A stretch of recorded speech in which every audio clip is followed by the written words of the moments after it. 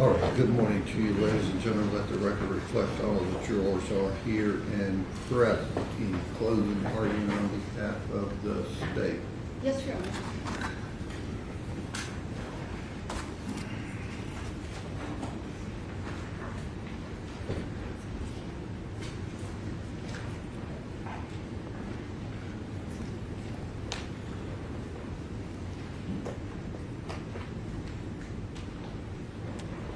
You did this so something would happen to the baby. Jade Benning, she did not call 911. She did better than calling 911.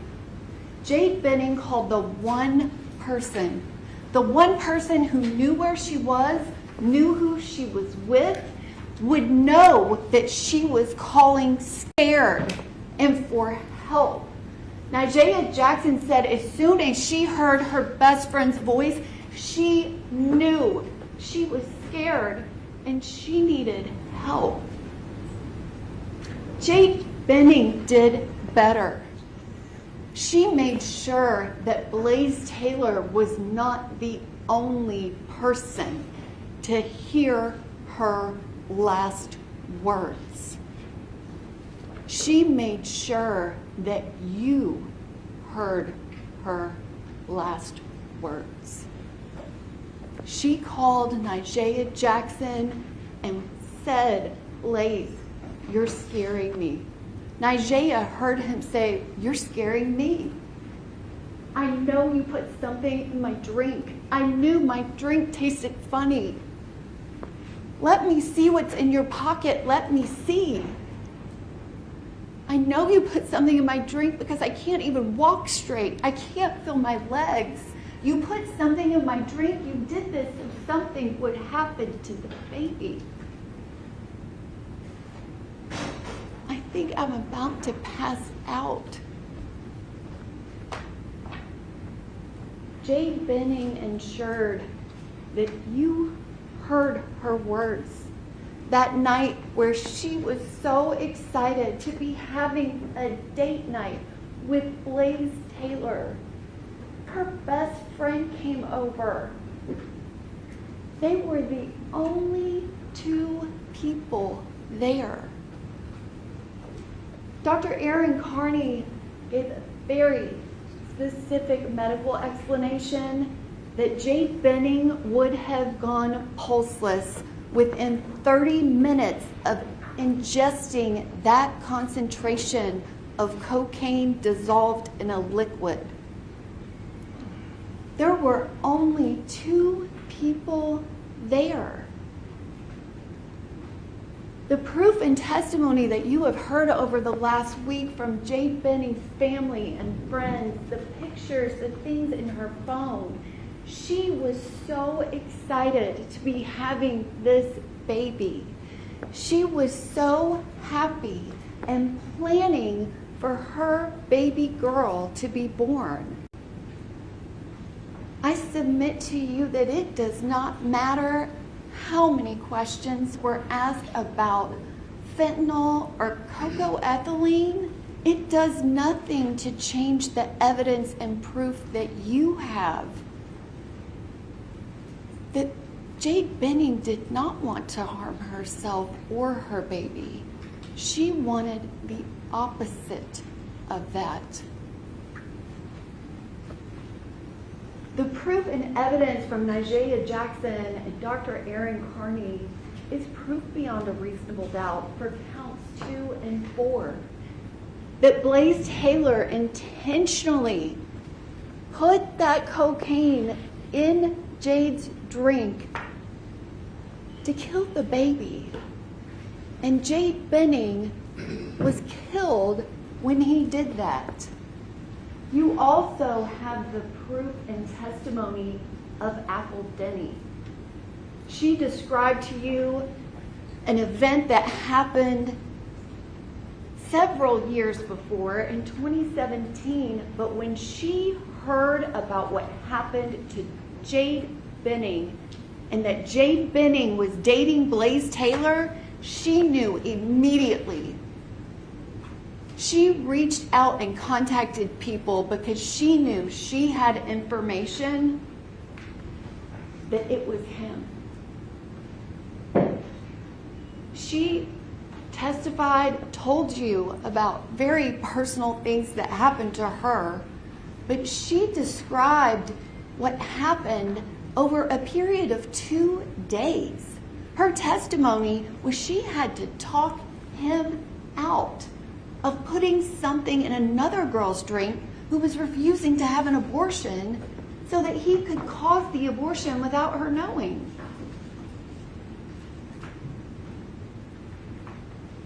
Blaise Taylor chose cocaine. He chose what to put in that drink. He chose a substance that you have heard from multiple witnesses is known to cause spontaneous abortions. Dr. Carney described that it is known to cause a placental abruption.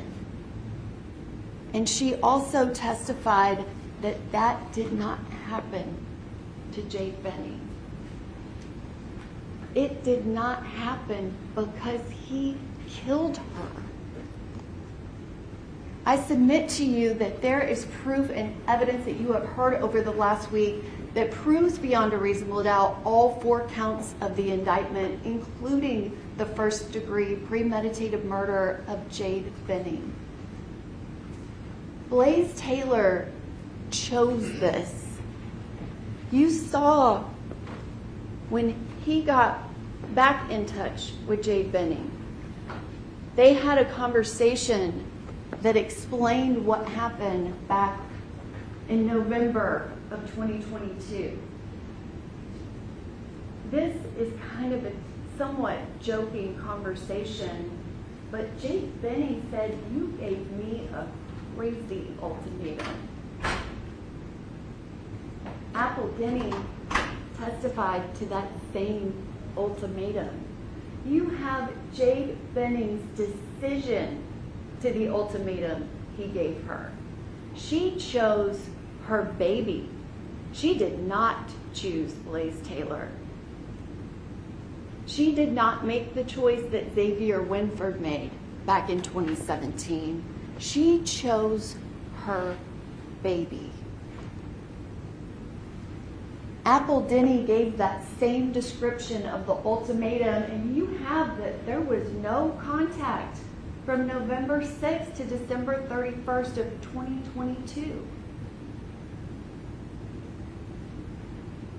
Jade Benning was planning for her baby. Her life was going on. But you also heard from her family and friends that during that time, she was not posting anything about her pregnancy to social media. She had not posted anything to social media about her pregnancy on the day she was murdered. It was not publicized. When Blaise Taylor comes back into Jade Benning's life, this is the evidence that you heard was not he came back welcoming this opportunity with open arms.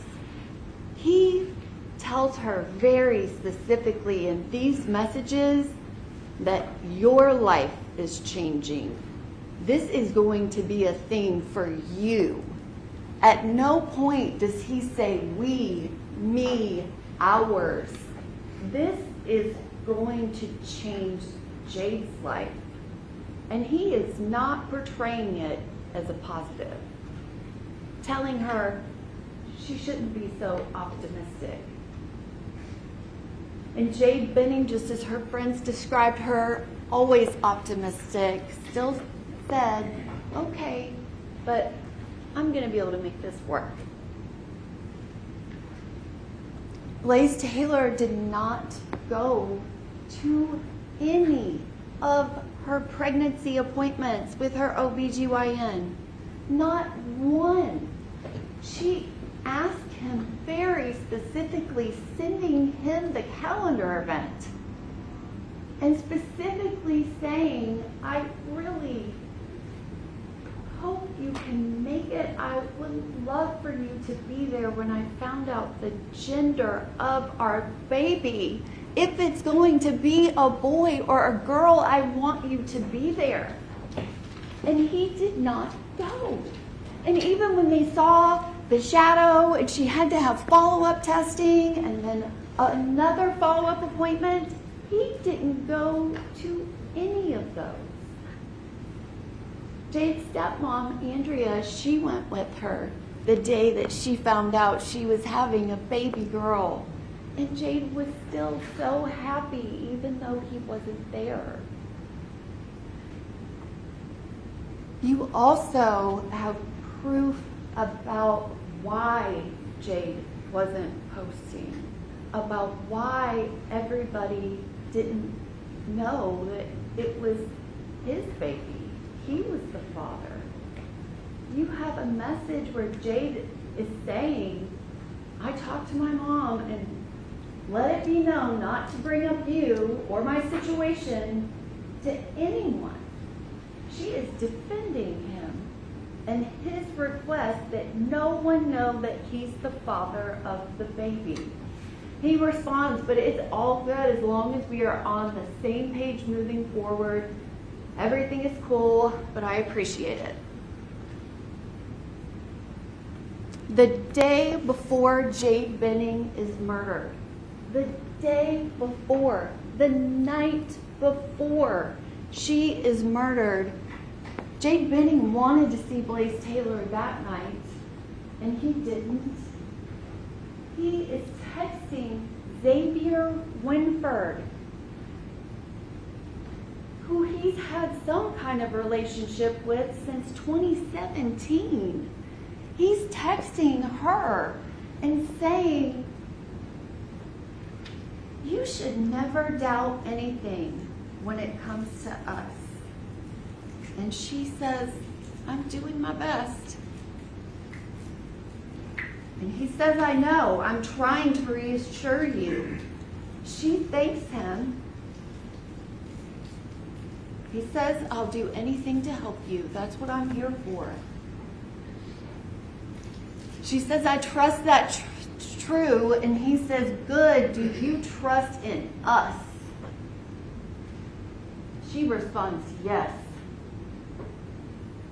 Good. Then you have nothing to worry about. Everything is going to work out. She says he's glad. He says, me too. I love you. And I need you to love me back. And be in love with me. She responds that she loves him, and he says, good, I just want us to be happy together. We are going to be just fine. We just need to stick together. And she promises him that they are going to stick together. The next night, he goes over to Jade Benning's house for date night. The date night that she's planned. She has canvases so that they can paint pictures for the baby's room.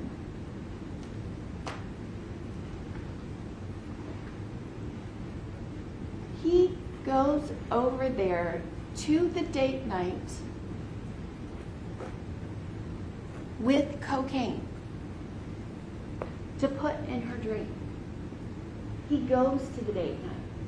The testimony that you heard from Nigella Jackson and from Keontae Jones about them stopping by, that whole time that he's shuffling those Uno cards, he has the cocaine to put in her drink. He gets there at 7 p.m. They show up at 7:30 for 30 minutes talking about spades and having random conversation. And he has it.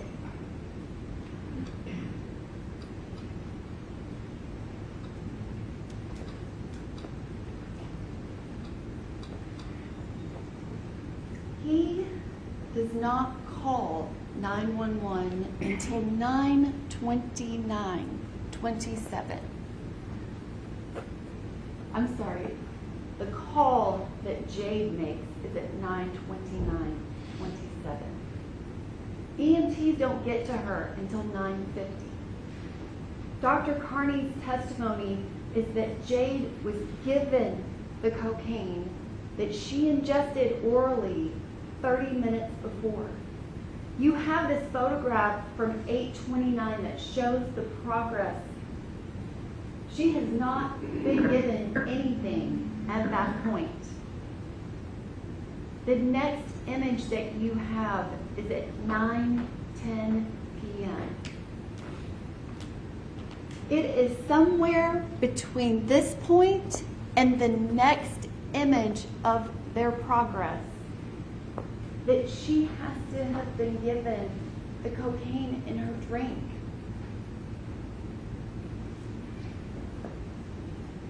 "9:24 p.m. is the next time that there is an event. It is after that 30-minute mark. She has finished the painting. You heard Dr. Carney's testimony about how the symptoms would start off not severe, but it would escalate really quickly. And 9:24 to 9:28, you have 4 minutes.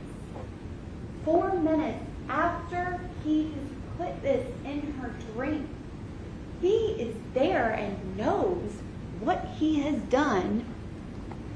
And for 4 minutes, takes picture after picture with Jade Benning. Blaise Taylor went there with a plan. There was a plan. He has already poisoned her, and he is taking pictures with her. Blaise Taylor did not plan for Jade Benning calling Nigella Jackson. That hadn't happened yet. The last event that happens is that deleted picture, and within 45 seconds, Jade is calling her best friend. What did you do? She is calling her best friend scared, and she is not talking to Nigella. She is talking to Blaise Taylor. 6 minutes and 9 seconds. He is there. Jade is telling him, I can't feel my legs. I can't walk straight. He is there, and he is not saying anything to her. Like, Jade, what is wrong? What's going on? Let me help you. Come on, sit down. What is happening? You seemed fine just a second ago. What can I get you? Do you want me to call someone? You didn't hear testimony of any of that from Nigella Jackson. You also heard Blaise Taylor tell Detective Smith that third interview. He was describing what happened that night, and he said that Jade was trying to lay down. He didn't tell him, so then I helped her. He says that Jade was talking to him. Talking to him. And then he says she wasn't saying stuff, right? Maybe she was kind of talking to Nigella. Now, at this point, when he tells this to Detective Smith, Nigella Jackson has already told everybody exactly what she heard her best friend said. She's told the people at the hospital, the first officer, the second officer, the detective, family and friends. She's told Blaise Taylor to his face, like, you didn't tell them what she said. He's stood there for 6 minutes and 9 seconds knowing that he put cocaine in her drink and she drank it. Well, she said these things to him of, I know you did this. Stood there for 6 minutes and 9 seconds and did nothing to help her. At some point, Blaise Taylor figured out that Jade called Nigea. He tells Detective Smith that he was there when she called her and that he spoke to Nigea on the phone. And Jade told Nigea she wanted her to come over. Nigea Jackson's testimony was unimpeached about what she heard her best friend said and about what happened that night. Blaise Taylor did call 911. He did.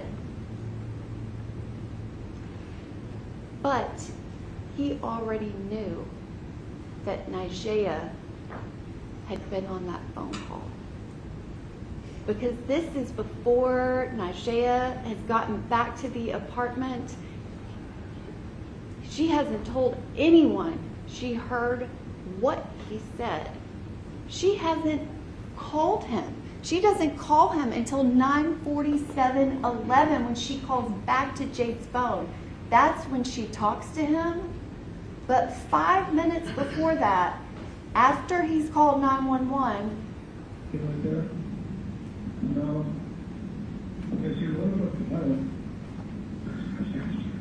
I think one of her friends is on the way. Okay.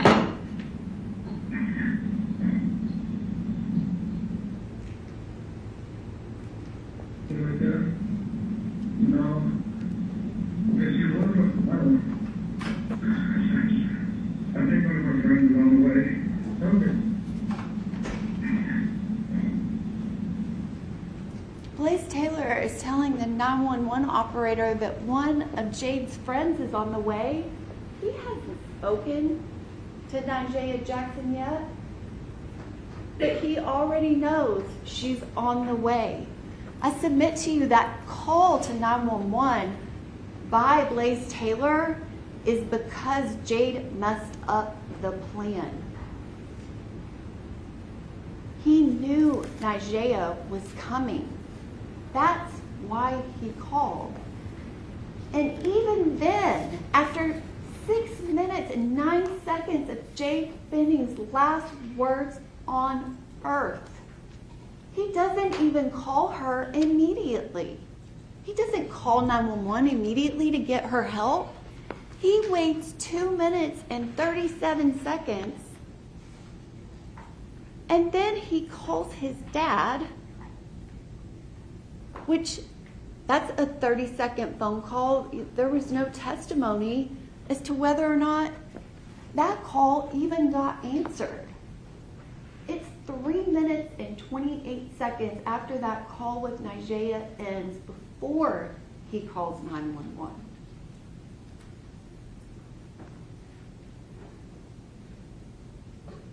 There was no cup with any cocaine that was collected in that apartment. There are 3.5 minutes before he calls 911. You do have his statements with Detective Smith.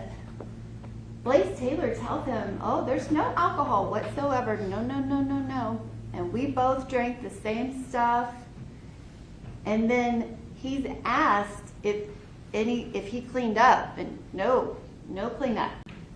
He says that Jade cleaned up some. There was some cleanup by her, but he was not cleaning anything in the apartment. And when asked if they went back and got the glasses, if the lab would test positive for anything, and he said, no, it won't. Now, there's at least 2.5 minutes before the 911 call, and that's just the call to his father. There's this time of happening. This cup ends up over by the sink. Detective Reese testified that it appeared it had been washed out. The camera, that is after Nigea Jackson moved the camera back to where it normally would have been. This is from 3 days before. This is what the camera would have captured.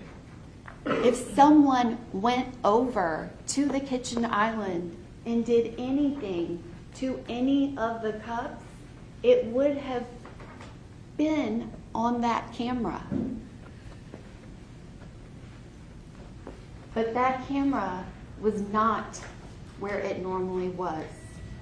When her friends, thank goodness, went to her apartment to secure it and make sure that the evidence was collected, that's where they found the camera.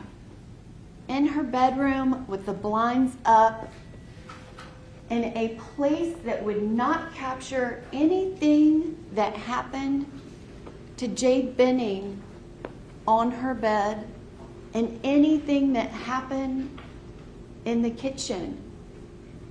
You notice the selfies that they took for 4 minutes while the cocaine was clamping down on her blood vessels before it could make her heart stop. They were all off to the right, not in that camera angle. The 911 call that happens 3.5 minutes after the call to Nigea ends. Listen to the call and where he is. February 25, 2023, 21:38 and 58 seconds. 911, what is the location of your emergency? I'm not sure. It's on Donaldson Pike. I'm at a friend's house and I think she's having an allergic reaction. What's the address on Donaldson? Is there somewhere you can find her? I don't know. It's an apartment complex. Is there a nail with her? With the address, I'm looking around. It's just give me a second. I'm looking around. I don't know what's going on. I think she just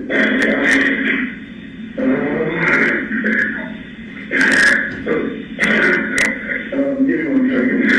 Okay, are you on Donaldson Pike or are you on Lebanon here? Lebanon? Yeah, Lebanon. It's apartment 107. Is it 1540 Lebanon Pike? I don't know. It's not Burger King. I do know that. I'm going to find the building to get it's a condo / apartment. Yeah, okay, is there alcohol in the corner there, sir? Is there what? Is there alcohol in the corner? I'm not sure. I just passed it. I'm going to, the Ontario, 1522-1550 Lebanon Pike, the Ontario. 1522? Yes. It's the Ontario, 1522-1550 Lebanon Pike. So the Ontario 1522, she's in apartment 107, and she's having an overdose, is that correct? I don't know, I think she's having a allergic reaction. We were eating cookies and pain, and she said she wasn't feeling it, and I went back to the room to check on her. I'm running back to the room to check on her. He's outside. It might not be the pink cup by the sink. He's had all of this time. He's running around outside. He's not there with Jade. He told the first officer, the second officer, Detective Smith, everybody. She threw up, called my dad. He told me to hang up, called 911. He is running around outside, not even with her.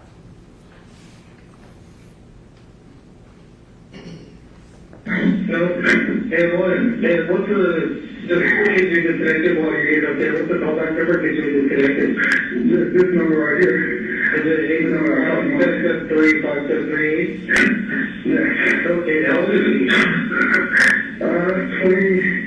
23, 24. Okay, is she awake right now? Yeah. Okay. And you think she's having an allergic reaction to food?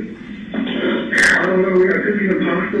I don't know if she's done anything today or anything, but everything was fine. And then I don't know what's happened. So we got big amount of numbers she's checking. So you think possibly a reaction to not knowing food? Is that correct? I think so. I don't know. Okay. I don't think she's allergic to anything. I don't know. Okay. She is or not. It could be an allergic reaction. So are you next door? Is that next door? Yes, sir? Yeah. Okay, does she hear me breathing normally? Yeah. Okay, does she have any difficulty swallowing? I don't know. I'm not a doctor. No. Okay. Is she more? It sounds like she's snoring. Dr. Carney explained that that's agonal breathing, that she is very close to full cardiac arrest. Mr. Taylor describes her as being breathing and conscious the entire 911 call. I submit to you it's unclear if he is giving any information as it happens or if he's just describing what's already happened. He calls 911 knowing that Nigea Jackson is on her way and she is going to find Jade Benning pulseless. He calls knowing what he gave her. When they found her, she is face down on her bed, her mouth on the comforter with pink vomit that tests positive for cocaine. I submit to you, it doesn't matter what was in the drink. It doesn't matter if there was something else mixed in with it. That doesn't matter. The proof and evidence in this case is that Blaise Taylor put whatever it was in Jade Benning's drink. He did it and then stayed for 30 minutes. He did it thinking he would be the only one that would hear her words. He did it thinking you would never hear her words. Jade Benning said, "You put something in my drink. You did this so something would happen to the baby." Blaise Taylor is guilty of the first-degree murder of Jade Benning. He is guilty for the first-degree murder of her unborn baby girl. The proof and evidence in this case proves that beyond a reasonable doubt. He is guilty of both counts of felony murder because he chose to give her cocaine, he chose to put it in her drink, and he chose to kill both her and her unborn baby girl. And we will ask that you return a verdict of guilty on all 4 counts of the indictment.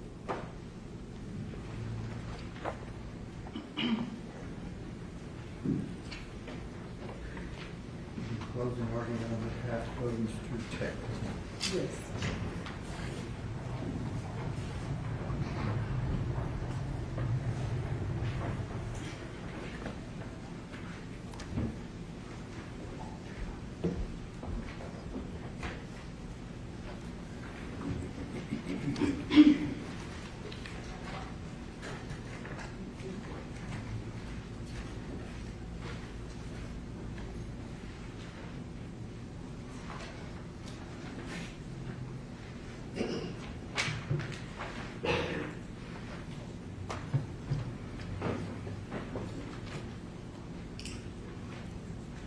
Good morning. Standing here at the end of the trial and trying to put everything together is always, for me, very difficult because the burden is always very heavy. And your jobs are never, it's just never easy. Never easy. But we're here. And one of the things that I want to talk to you about is the words that you guys gave us. Not just me, but the state as well. Not just Mr. Taylor, but Jade's family as well. No matter what happens as a result of this, it is still a tragedy. It is still a very awful incident that occurred. And there is only one question that we have to answer, is whether or not Blaise Taylor, in your minds and in your opinions, is guilty beyond a reasonable doubt. There is only one question or one thing that we will ask of you, that I will ask of you, that Blaise will ask of you, that his family will ask of you. And that is to keep your word. Keep the word that each one of you gave us. And that is that you could follow the law. You cannot, we cannot build a justice system based on emotion, based on sympathy, based on just the mere fact that a tragedy occurred. Every time a loved one leaves this earth, it is sad and it is a tragedy. But that in and of itself cannot drive our justice system. What we cannot do is say, because someone lost their life, that we don't have to follow the law, that we don't have to hold the state to its burden, because otherwise this system collapses. We could talk about the pain that a mother feels when she loses a child. We can talk about a beautiful young lady and her daughter who is no longer with us. And if you're not human, you won't hurt.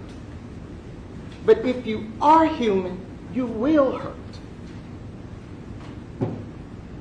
But that should not play into your decision making. In order for this thing that we call the Constitution to work, you have to set that aside. And that's the word that you gave us. That's the oath you swore to take. There is a burden here. And I bring it up because that's why we're here. I'm not bringing this up as a facade. I'm not doing that. I'm just reminding you what the law is. I'm just reminding you what governs this trial. Every defendant has a Sixth Amendment right to a fair and impartial trial. Every citizen charged with a crime should get a fair and impartial jury trial. And at the end of the day, when those jurors make a decision as to whether or not he is innocent and or guilty, they must use that burden of proof. And they must hold the state to it. What you can't do is say, well, then what happened to her? If he didn't do it, then what happened to her? Well, I don't know. Well, I don't either. Well, then he must be guilty. Because he didn't prove to us that it wasn't him. But remember, we don't have to do that. That's not the burden. They must prove to you what happened to Miss Bennett. They must prove to you beyond a reasonable doubt what happened that night.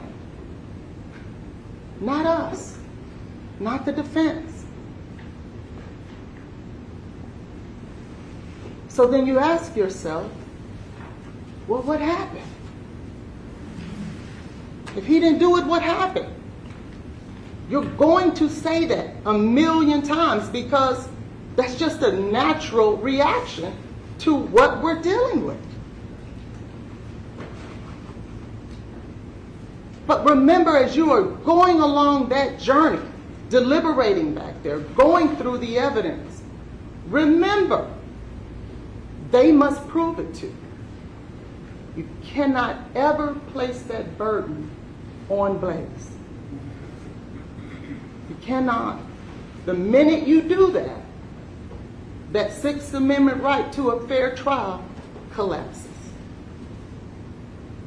And once that collapses, the system collapses. And once the system collapses, you have people wrongfully convicted and sitting in jail for a very long time, trying to prove their innocence.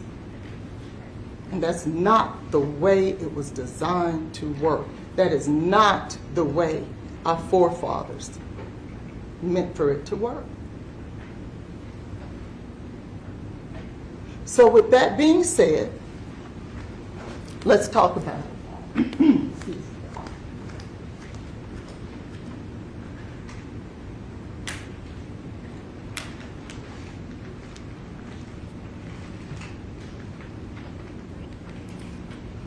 Remember, as we came in here on June 22nd, 2026, we dealt with an official finding of undetermined, the manner of death in this case, by the state's own medical examiner. She had the option to choose homicide. She knew the facts. You heard from Dr. Carney way before you did. And she couldn't figure out what the manner of death was. She landed on undetermined, and she's still on undetermined. Now you're tasked with whether or not you can take it over the hump and move it to murder beyond a reasonable doubt.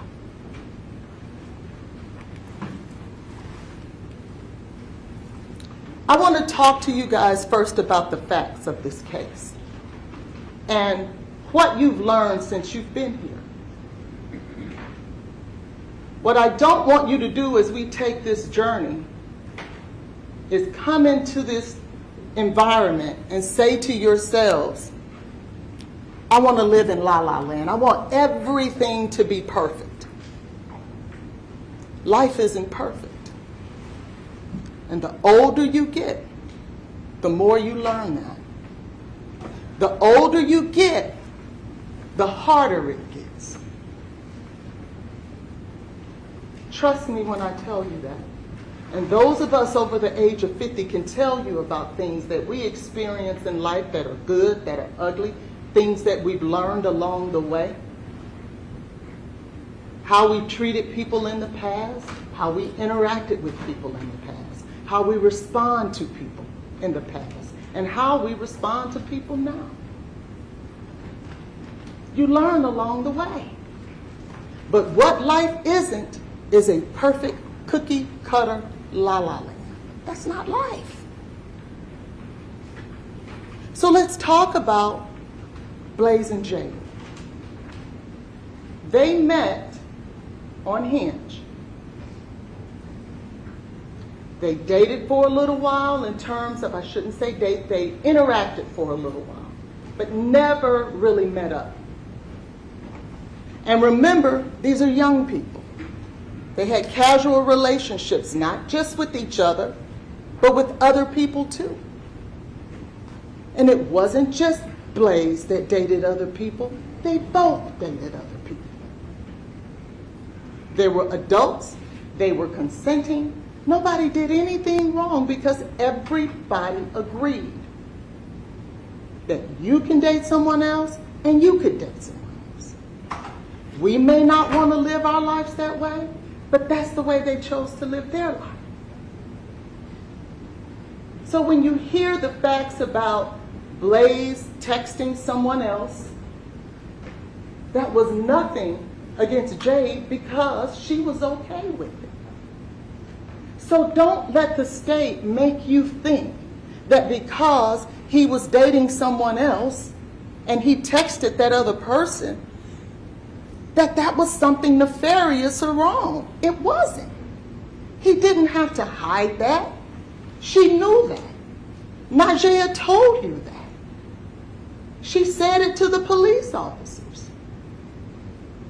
She said they weren't dating like that. They weren't exclusive. So no matter how many times the state tells you that Blaise was texting another woman, there's nothing nefarious about that. And that has nothing to do with whether or not he committed murder. So don't go down that road trap. Stay focused on what you're here to do. And I want to be clear when I tell you that when we're talking about facts, if you remember, in voir dire, I had a slide up, and it had facts and blame. And I asked each one of you, would you be okay if sometimes facts were ugly, but I needed to share that with you so that you could have all the facts to come to a decision? It would be unfair to Blaise if you didn't have all the facts. So don't think that those facts that we're putting before you are there to put blame or shame on anybody, because it's not. But it would be unfair for you not to have all the facts so that you can come to a conclusion, one that makes sense based on the evidence in this case. Because that's how you get to a solid verdict, is because of evidence, not of sympathy, and not of being angry because I want to give you facts. That's all I want to do. So when they're dating in this casual relationship, they knew each other for less than 90 days. That's a fact. They met up in August, and before the end of the month, they were having sex. That's a fact. And they were having sex without a condom. That is a fact. And we know that because otherwise she wouldn't have been pregnant and thought it was Blaise's. So when she finds out that she's pregnant, she and her best friend are trying to make a decision about who the father was. Because at that time, she wasn't sure. And we talked about that with Najee. And to me, I think that that is a crucial fact for you to consider. Because if she wasn't sure Blaise was the father of the baby, neither was he.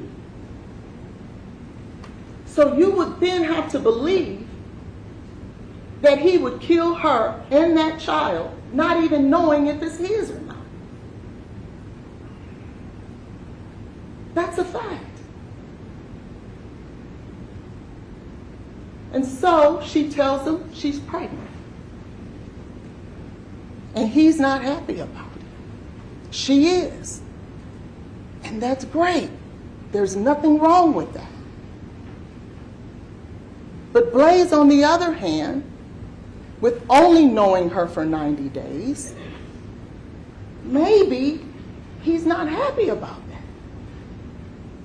I guarantee you he is not the first human being that in his 20s had a unexpected pregnancy pop up and he's not happy. I guarantee you he is not the only human being who's ever felt that way.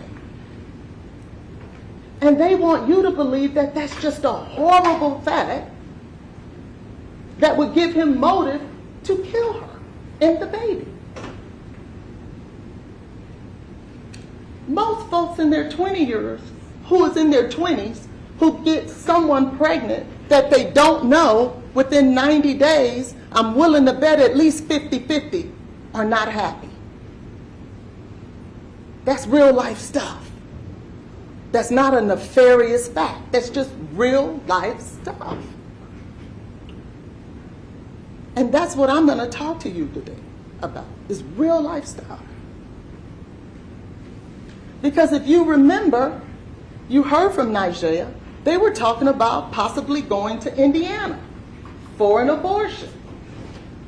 Remember, Nigeria was saying it was 2 weeks, 8 weeks, you better make a decision and make it quick if that's what you want to do. And she said, yeah, I do. I need to make that decision. You heard that testimony. Eventually, she landed on having the baby, which she has every right to do. But somehow, it's okay for her to consider abortion. But it wasn't okay for Blaise to consider it. That's not fair. Don't let them turn that into a nefarious fact that will automatically get you over to murder. They both considered it. It was just her window was shorter than his. And it would be unfair for you to punish him if you don't punish her. So at some point, they talk about it. Apparently, Blaise was still in the position that he was in, even though she had changed her mind. And she, with the strength that obviously she has, or had, said, look, I'm not changing my mind. You've made your decision. If you don't want to be part of this baby's life, kick rocks. I'm good. And he said, okay. You don't see after that, because Najee, I asked her those questions. You don't see after that Blaise constantly calling her, trying to convince her to have an abortion, trying to manipulate her into having an abortion, blowing up her phone, smoothing her out. Because if ultimately his plan was going to be to try to kill the baby, it would have made way more sense to do it up front than wait till she's almost 6 months pregnant. Why would you wait until somebody gets 6 months pregnant if that was your plan all along?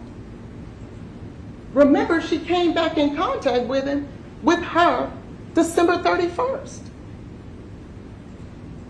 So he's going to drag it out and let that fetus get 2 months bigger?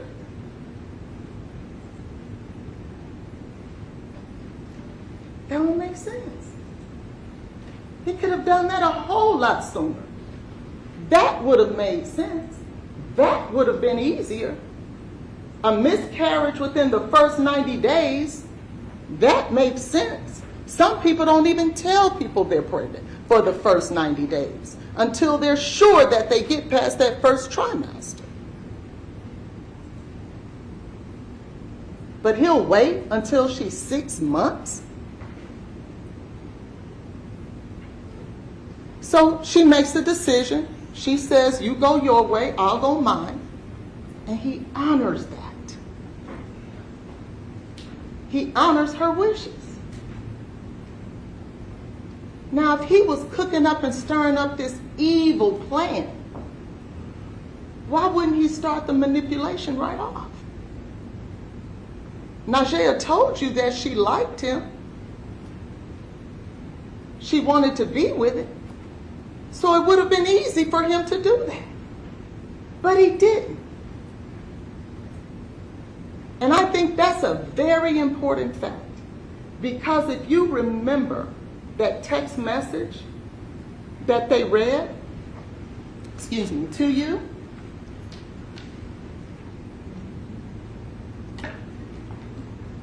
I want to remind you of that text message.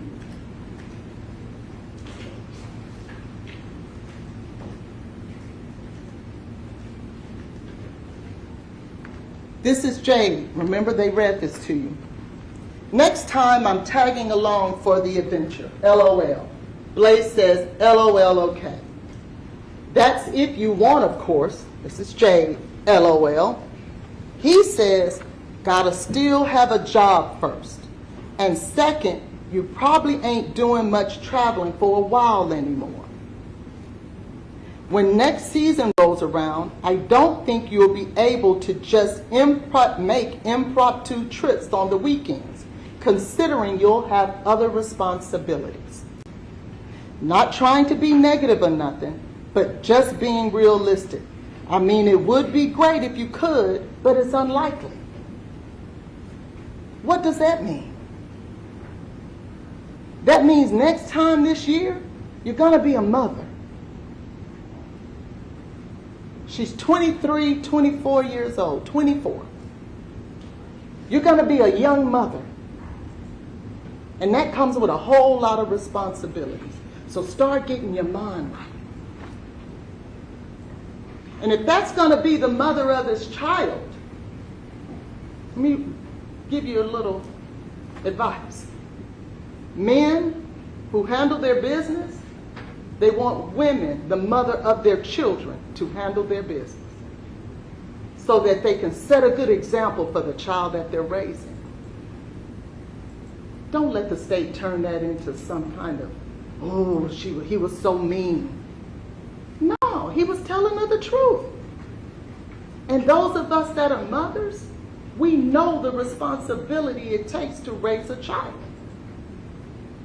There are often times you miss trips because you got to stay home with your child. You don't get to go away like you used to when you're single. You need to start thinking about those things. The lifestyle that you live, hanging out with your friends and drinking and having a good time, that's going to change. And that's what he's telling her. Not to be mean, but to be real. What's wrong with that? Then he goes on to say, or she says, LOL, okay, didn't mean to make it all serious, but yes, responsibilities will be different, but living life will still be happening as well, just living differently. And I understand the realistic thinking of it as well. It's part of the big change, she says. And he says, yeah, especially for you. I remember getting pregnant. And my mother said something I'll never forget. It goes a long way. She said, honey, that's going to be your baby. Because it's nothing like a mother with their child. Daddies love their children, yes they do. But they don't love them the way the mother does. That mother gets up every morning. That mother got to comb hair. That mother has to get that child out there. And yes, the father should participate as well. But the reality of it is, men don't come close on the daily activities that a mother does with their child. That's real. It's probably something he saw every day with his own mother. And she says, of course, wasn't trying to get into a serious talk for us, sorry. He says, but we don't got to be super serious. I just didn't want to sell false dreams because, yeah, it would be great if you could come on my work trips. But I just feel like it's not realistic from a financial or just a feasible ability to randomly catch a flight and get away for a weekend. We're young.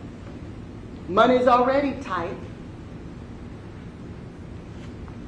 We can't just spend money on getaway trips on the weekend and this baby is coming.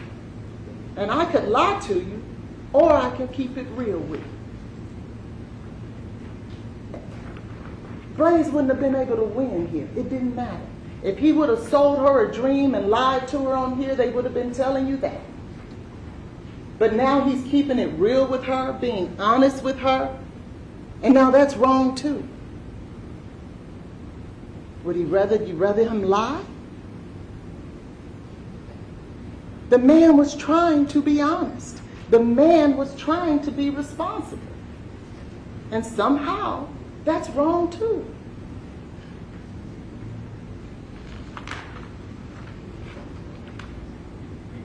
It's no big deal. I know you wasn't meaning it that way, but I just didn't want to be like, oh yeah, I'll bring you on the next one, next year, knowing that it's probably a lie.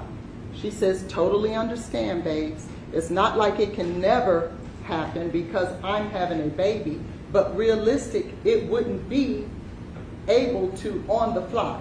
Planning out things will always be an option. Life doesn't just stop because of it though. Laugh out loud. We're still going to have one, just living different. He says, I hear you, but you can't minimize how much things are going to change for you. You've got to be realistic that things are about to be hella different for you and will change drastically. Your day-to-day life is not going to be the same. Yeah, life goes on, but it's forever altered and changed in a drastic way. I'm not saying it's over or anything, but it worries me sometimes when you downplay it and act like it's no big deal.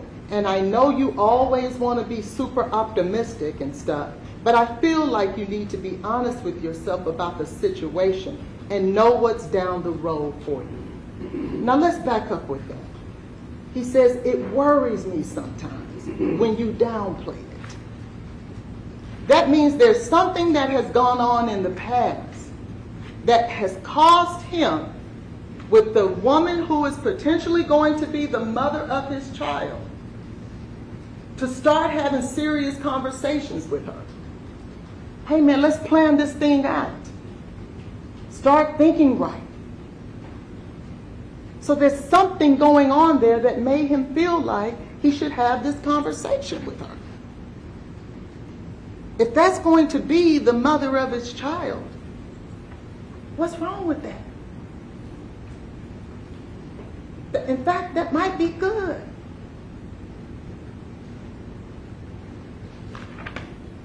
And then he says, I just want to make sure you understand the gravity of the situation and you're preparing for those realities. That's all. She says, I'm not trying to minimize things, and sometimes I can be super optimistic. She's admitting to it about things which can be scary. But I do sit and process that there will be drastic life changes and prepare myself for the tough realities as much as I can that are to come. I'm not just trying to make it seem like everything is going to be all peaches and cream. I am hearing and understanding everything you are saying. He liked it. And then he says, hey, what time are you going to work? She says around 3. So she wasn't upset about the conversation. And if you remember, Mr. Devlin, when he was testifying about some of the text messages between them, do you remember when she said that it turned her on when he talked serious with her? That's what this is. That came out of her mouth. It turns me on when you talk serious to me. Some people like to date people and be with people that motivate them to be their best. People who hold their feet to the fire. Iron sharpens iron. And I always say, I never want to be the smartest person in the room because how can I get better? So when you're attracted to people who are responsible and that's who you attach yourself with, you're hoping that it makes you a better person. All of our parents have told us, watch your friends. Watch who you hang out with. Look at the 5 closest people in your life, and you'll see your future. So she wouldn't have said that she's turned on by having serious conversations with him if she wasn't. And so that was the nature of that conversation.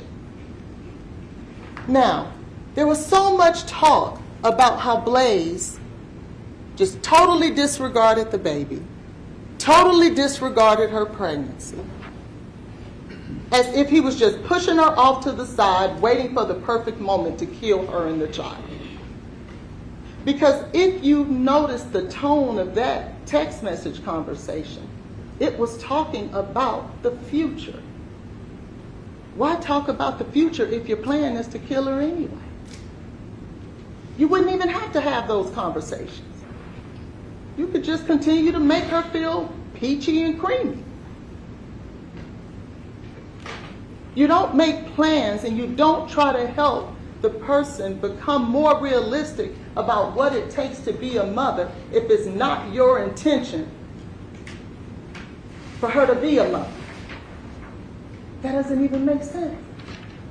So I wanted to show you a few things because we didn't get to show you everything in the phone, because if you remember when I asked Mr. Devlin, was there a whole lot more in there? He says, yes, we only provided a sample. So some of those text messages were, Blaise told me last night he signed up for monthly subscriptions of diapers from this company, Kudos, LOL. Why would he do that if it was his intention to kill the child? Didn't you ever state at occasion you knew that he and Miss Benning talked about naming the baby Jim? Do you remember when I asked Nigella Jackson that? And she says, yes. I said, well, that would be involved with the baby, wouldn't it? She says, yeah. Because remember, her name is Jade, his name is Blaise, and so they were going to name the baby Jim. That's being involved. It may not have been to the level that she would have wanted it, and I guarantee you yet again, if we're talking about real life, there's a whole lot of women out there who would love for their significant others to be a little bit more involved with the child. I certainly know that I would. Here, does Blaise rub your belly? LOL. Sometimes. If he's planning names, buying diaper subscriptions, and rubbing her belly, then what we're really talking about is that he wasn't doing it on the level that maybe she wanted it. It wasn't that he wasn't doing it at all.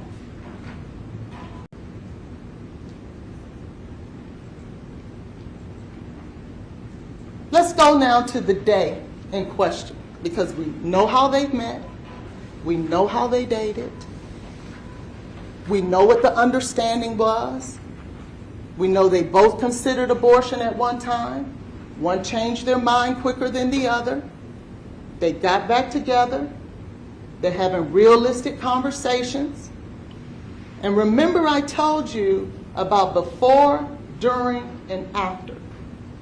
Because no one saw Blaise put cocaine in Jade's drink. Nobody saw that. That's undisputed. Nobody saw Blaise give her alcohol. And we're going to talk about that a little later. Nobody saw that. So what that means is this is a circumstantial case. And in order for you to come to a conclusion that is proper in a circumstantial case, because those are the most dangerous ones, because nobody sees what happened, you have to consider all the surrounding circumstances. Most of the time, the crime is in the cleanup, and I'm sure you've heard that before. So you have your before bucket, your during bucket, and your after. What we do know, and like I said, I'm not doing this to shame anyone, because if I was, I would have a ton of text messages up there about drugs and all kinds of stuff, but I'm not doing that. The only reason I'm sharing this information with you is so that you can have the facts as they really are. So when we talk about before, there was only one person involved with drugs, and it wasn't Blaise. You didn't hear any evidence of Blaise purchasing cocaine, smoking weed, doing mushrooms, getting drunk, drinking alcohol. In fact, it was the exact opposite. The evidence you heard is that Blaise does not drink and does not do drugs. However, what you did hear is that Jay does drink to the point that she gets drunk, and she does drugs. So that's before. Remember, this is circumstantial, so you consider all the facts surrounding it. Jade invites Blaise over. This is important because Blaise didn't know that Jade was going to invite him over that day. He had just seen her the day before. Remember, they had gone to the Waffle House. So there were 2 days before that he was with her, that he could have pulled off the elaborate plan, but he didn't. And so spontaneously, she invites him over again. This is the 3rd day in a row now. And so you see here, also, will you be free around 7 o'clock? Yeah, I fell asleep watching Outer Banks, then woke up to gun firing on the show. But yeah, I should be. LMAO, woke up confused, ASF. Okay, I'll have plans for us. You can come dressed, comfy to my house. Okay, sounds good. Sweet, I am getting off now, she says. And that is at 3:50. And he says, how was work? So now this spontaneous plan is 3:50. He has 3 hours to cook up the elaborate plan to kill her. Because remember, he didn't know she was going to ask him to come over that day. So he comes over. When he comes over, it's 7 o'clock. He's there. And then Nigea and Keontae shows up. He didn't know that, right?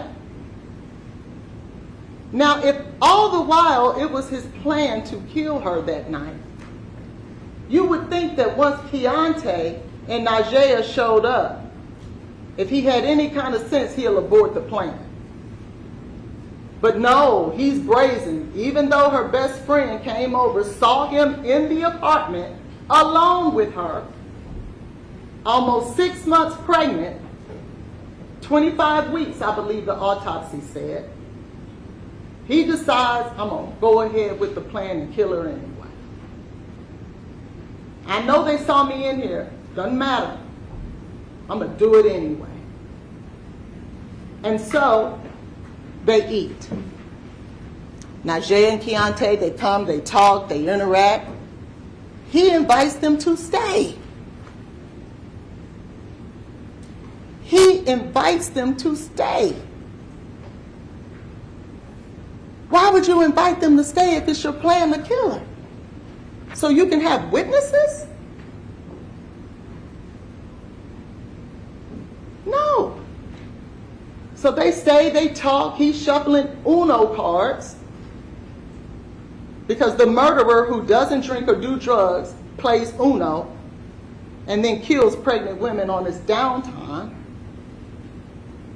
And then they leave, and then they talk and they dance. They take selfies. And then the call comes. It's 9:29. The first call from Nigea. And the reason I wanted to lay this out this way was because there's been so much talk about this elaborate cleanup that he must have done. And I wanted you to see that there was no time for that. Because now we're in the during phase. And so 9:29, Najee calls, and that call lasts 6 minutes, 9 seconds. That takes us to 9:35 and some change. And I think the interchange between that time and when he calls his father at 9:38 and 12 seconds is about 2 minutes. Now, mind you, Jade is having a medical emergency. All kind of things are going on. She's foaming at the mouth. She's shaking. She sounds like she's snoring. They tell him to get a towel, go wipe her mouth, put her on her side. He's trying to tend to her. But he's being punished for that. And if he wouldn't have tended to her, he would have been punished for that. But even still, as he is calling, or in the call at 9:29, when Najee says that she's saying, "You put something in my drink." What did you put in my drink? Do you remember the text message that Najee sent as a result of hearing "you put something in my drink"? Are you talking to me? I want everybody to think about your best friend. And your best friend calls you on the phone. I want you to envision that. And you pick up the phone and you say hello. And they tell you, on the other phone you hear, "You're stabbing me. You're shooting me. You're killing me." Are you going to say, "Are you talking to me?" You know they're not talking to you. You're going to say, "What's wrong? What's going on over there? Do I need to come get you? Do I need to call 911? That's a natural response. But instead, you send a text saying, "Are you talking to me?" Remember, nobody else heard exactly what was going on that phone call. Nobody but Najee. So let's look at the facts surrounding that. As much as she says that this was the worst thing she's ever heard, her friend was in so much danger, so much distress. It was horrible. It was scary. She knew, because she just left there, she knew that he was in that apartment. She was in that apartment alone with the man who was trying to kill her, according to her. But she doesn't call 911. Instead, she calls Keontae, who only met Jade twice. And apparently he gets on the phone. They're talking. At least he says he could hear her trying to talk. So if she's trying to talk, Dr. Ola Sugar told you she has to be breathing in order to do that. Remember, Keontae actually said he did hear her voice. But even with that, as dire straits as Najee explains that it is, he goes out with his buddies anyway. Think about that. If it was as horrible and dangerous, why would this guy put his clothes on and go on out anyway? And then remember, Najee, immediately after hanging up, called Jade's mom and shares with her what she heard, what Jade said. And notwithstanding that, Jade's mom sends Blaise a text and says, "Oh, the baby's good, the heartbeat is okay." If it was as serious and people believed Najee or believed in the credibility of her, do you think that Jade's mother would text that man and tell him and give him an update about the baby? Are you going to text the man who's just been accused of killing your child and give them an update about the baby? Are you going to do that? There's something not right about it. But that's what happened. And so, right after that phone call, He calls his dad, on the phone with him for 30 seconds, because that's what he told the police officer, that he talked to his dad, and his dad said, call, son, hang up with me and call 911. What are you doing on the phone with me? He does that, and within 16, so if that call lasted 30 seconds, that takes us to 9:38 and 42 seconds. And at 9:38 and 58 seconds, Blaise is on the phone with 911, and you heard that call. You heard the desperation in his voice. He didn't know the address to give the man. You remember that interchange.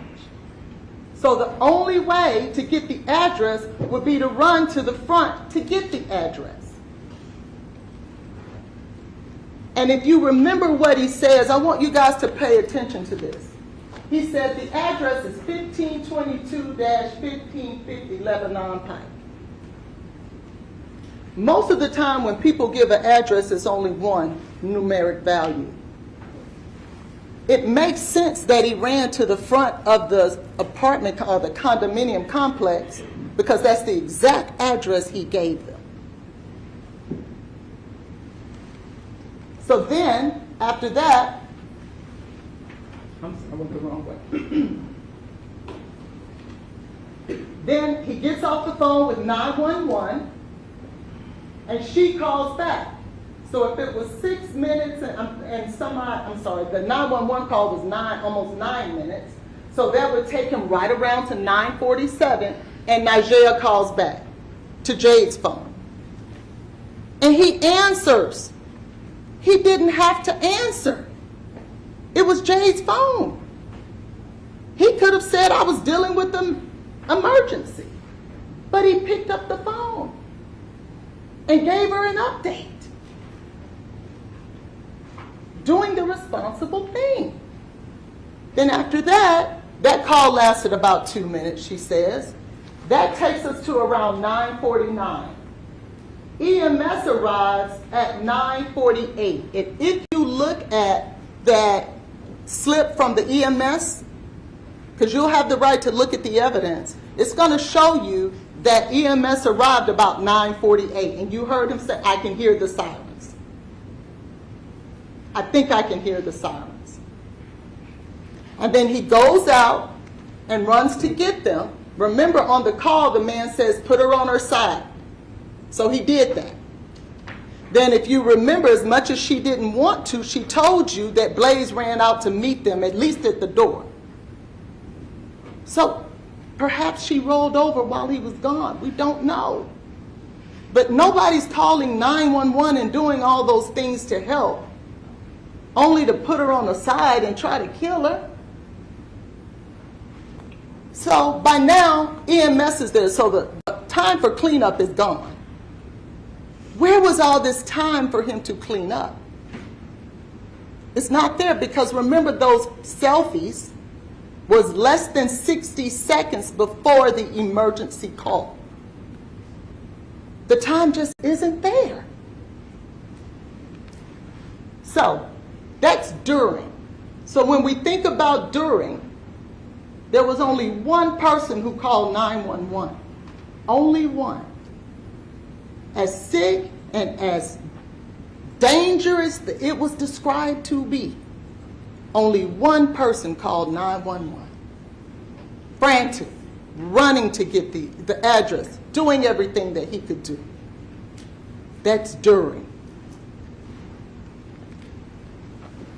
Now let's talk about after the investigation. Listen. What's unfair is 3 years later,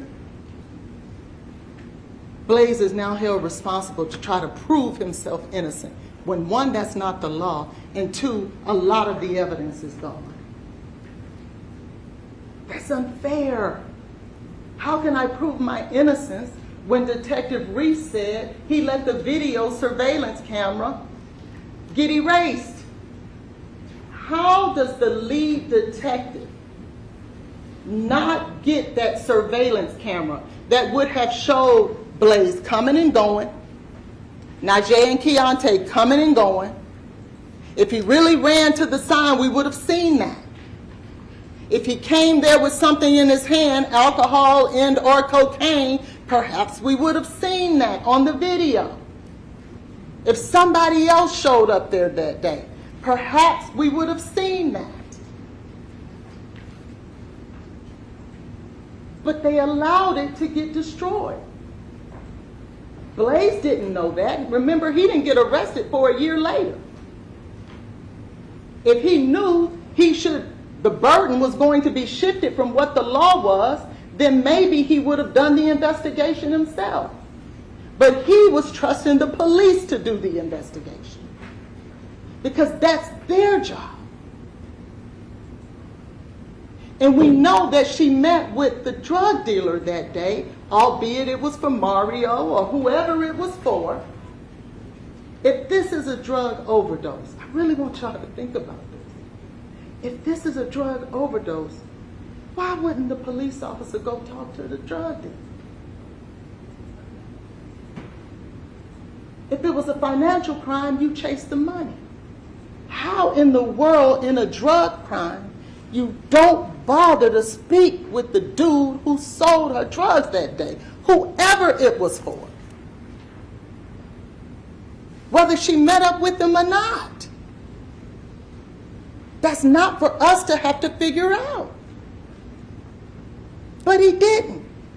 So now you don't talk to key witnesses.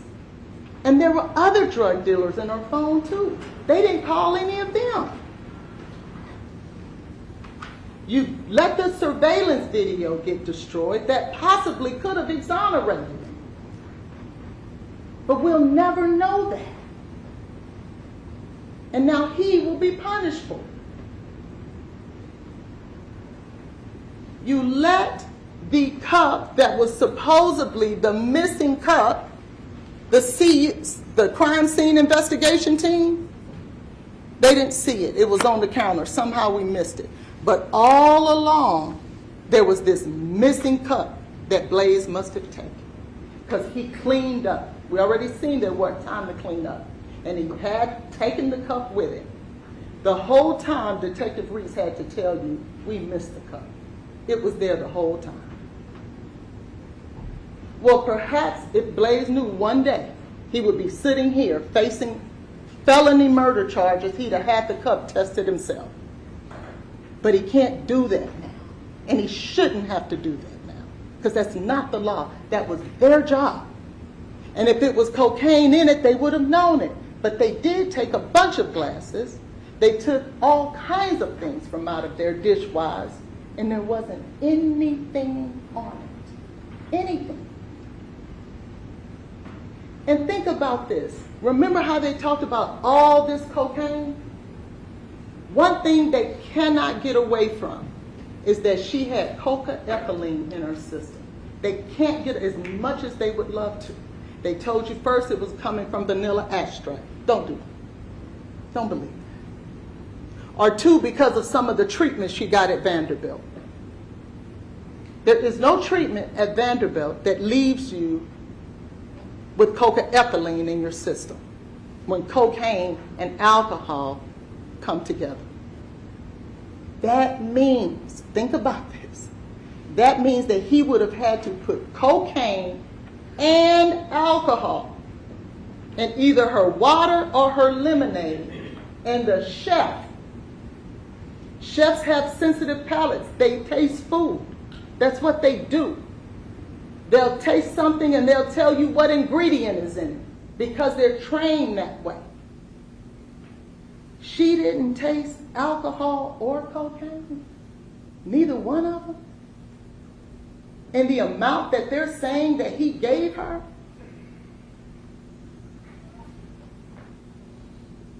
Does that make sense? How do you do that? How do you put that much cocaine in somebody's drink and alcohol? And they come out saying it tastes funny. It's going to taste a whole lot worse than just funny. You're not going to keep drinking it. And according to the state, it was so much that it caused this overdose. So she kept drinking cocaine and alcohol, the chef, and never, ever noticed it? No. So then we go to the fact that Lauren Weber went to the scene. Now remember, police are all through that hospital now, because they get to the hospital at 10:12. That's going to be on your sheet. Remember, 5. So that's over an hour or so later. You got Officer Fish, Officer Pfeiffer, Detective Martin. You have all these officers who are now interviewing Najee, interviewing Blaise. And Najee knew it, and I guarantee you, Ms. Burks knew it, Ms. Franklin knew it, and Lauren Weber knew it. And we know they knew it because Officer Fish told you that Ms. Burks was on the phone when she was talking to Ms. Browning. And she said that they told them the detectives are coming that night. But Lauren Weber remembers the significant other of Mario, the one who asked her to go get drugs that day. The first person in there is Lauren Weber. And she said, don't get lost on it, she said, all I did, I didn't touch anything. I grabbed the keys, blew out a candle, and left. But Officer Reese told you that she said she removed belongings too, and that she looked all throughout it. You can't do both. One of them is not true. Either you went in and grabbed keys and just left, or you went in there and grabbed belongings and looked all throughout it. And if you did that, why lie about it? Just say what it is. Unless you had something to hide, or unless you went to get something. Then notwithstanding that, now you have detectives on the scene. And Officer Fish told you that she told Ms. Burks and Ms. Browning, this scene is on lock. Nobody in, nobody out. But the truth is, nobody should have had to tell you that. Because if he did it and you think he did it, you want to leave that scene just the way it is. Because he may have made a mistake. And I want those officers to be able to catch that mistake. I don't want to touch it. Jay doesn't need to go back there that night. She's in the hospital. We're going to lock this thing down because we're going to catch him. I know he would have made a mistake. They went in there and they removed evidence. And they manipulated evidence by moving it from here to here. Why would you do that? And they said, oh, well, the officer gave us permission. And then you remember Detective Martin getting on the stand? And then he said, oh, I may have given them permission. And Mr. Joyner said, well, didn't you send me an email yesterday saying that you didn't? What changed? Oh, well, this morning when I got here, things changed. Okay. Don't allow that to happen. That's not right. Because what detective will tell a woman and 3 young girls, y'all go do the investigating for me, let me know when you're done and what you come up with? That doesn't happen. That doesn't happen. And then you have the only other eyewitness, the only other person in that house. He should be just as important as Najee. All right, Ms. Hollis, you need to be wrapping up your argument. And Detective Reese, yes, sir. Detective Reese said, I like to bring people in to talk. But I didn't bother to have Keontae came down. I just called him on the phone. And Keontae wouldn't tell you the truth about his theft conviction. And he told you, because he didn't talk to anybody there that night, even though he went there. Why not? He said they didn't have security. There it is right there. Why didn't he talk? I don't have a lot of time left, so I'm going to go through it quickly. You don't have any time left. May I have 5 minutes? Yes, sir. You got 1 minute. I've given you the investigation. That's the towel he took. I got 60 seconds. I'm going to do my best. That's the towel he took. That's where he got it from. If he was cleaning up, he would have fixed those towels, but he didn't. That's the surveillance video. That's that missing cup. It was sitting there the entire time. No one in, no one out. That's the V8 bottle. It wasn't in there. You see the lemonade, you don't see the V8. And on those other pictures, you don't see it either. So, that's the communication log.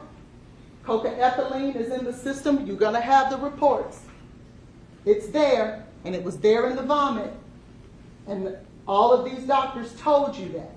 And the autopsy report at the end of the day, don't forget what I've shared with you. At the end of the day, even the medical examiner can't come to a conclusion.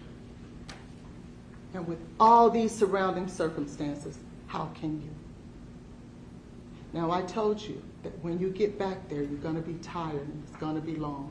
And you promised me that you would not let anyone change your convictions of what you believe, no matter how long it takes. Because you said if they can't make a decision in the most important affairs of your life, that you wouldn't let them do it for Blaise. I thank you so much for your patience and for being here. And the Taylor family does as well. I won't get back up here and make another argument because we don't have the burden, they do. So when you get back there, you make the argument for me. Thank you. All right, Edie, rebuttal argument on behalf of the state. Yes, Your Honor.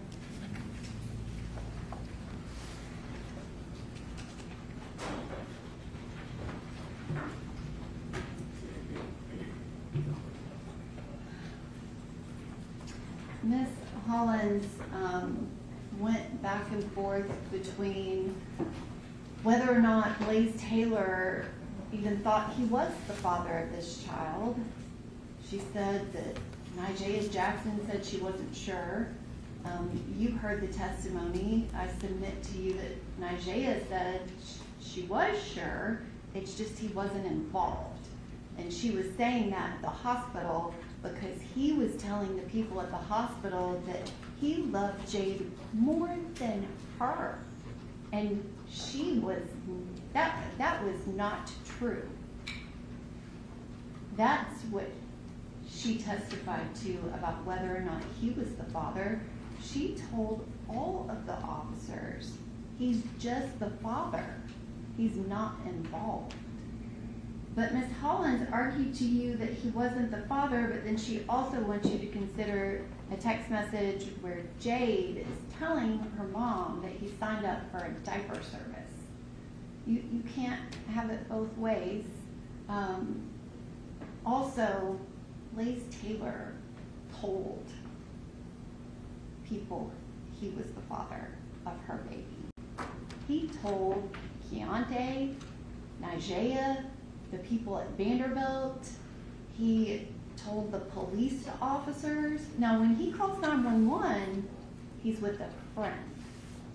But when the police come, that is his girlfriend. He is absolutely committed.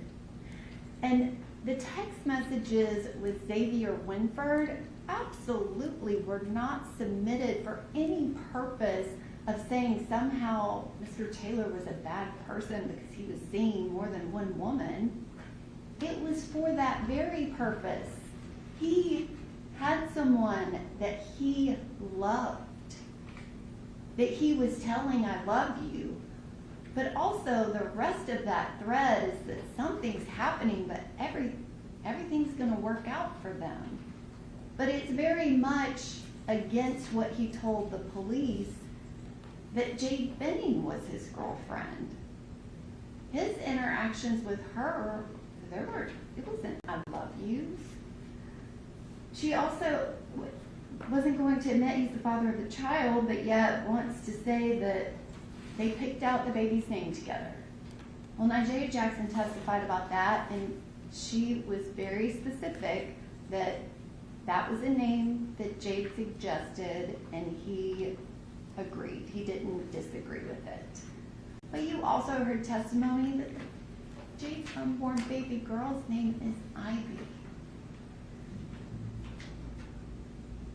She, just to clarify, I don't know where the Lauren Weber Mario connection came from. I submit to you that the evidence that you heard was that Mario texted Jade.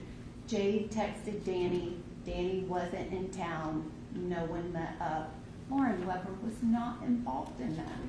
Lauren Weber went to the apartment, and her testimony was that it seemed too clean. And she told the officers that. That was the first thing she said to them. She went in, and it was so weird to her that she took 2 pictures and she walked the apartment. I submit whatever happened within the police department for officers to not go there that night and seize that scene, absolutely. That is a mistake. That should have happened, and it did not happen. But it doesn't change anything. Thank God for Jade's family and friends that they were not happy because nothing was happening and it needed to happen. And they took care of it. There was nothing that was disturbed. Now, Mr. Taylor in the cleanup, he did not put the camera back. And they put the camera back where it would be, where it would face the door, not knowing if he could come back in because the police aren't there. Ms. Hollins also argued that somehow if he wanted to kill the baby, that he wouldn't be wanting updates from Jade's mom. Jade's mom's updating him because nobody knows yet about the cocaine. That first drug screen in the hospital, it was negative. Nobody knows what's happened. She referenced the cause of death with Dr. Carney. Not the cause of death, the manner of death with Dr. Carney. And she put the report up, and it very clearly states that there's a suspicion for homicide because it's possible that she ingested the cocaine without her knowledge. Someone gave it to her. But Dr. Carney's determination has nothing to do with yours. Your determination is reviewing all of the evidence to determine what proof beyond a reasonable doubt. If she determined it was a homicide, you could not consider her determination for your decision. That is for the death certificate. Ms. Holland's arguments to you about Blaise Taylor. We wish we had the surveillance video. Yes, it would be much better if we had the surveillance video, but not to exculpate him. It would show him going in and out. How long was he out there before he went back inside on 911? How many times did he go out there? It would show Jade Benning pulseless the way he saw her being carried out by the EMTs. There is nothing about that that undoes the proof in this case.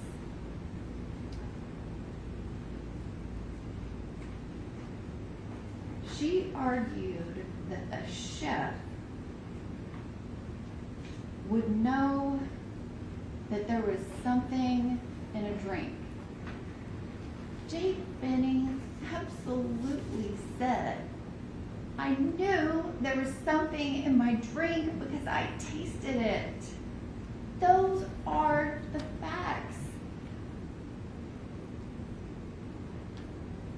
Colin's entire argument is asking you to ignore the testimony that again was unimpeached by Nigella Jackson, that Jade Benning said all of these things.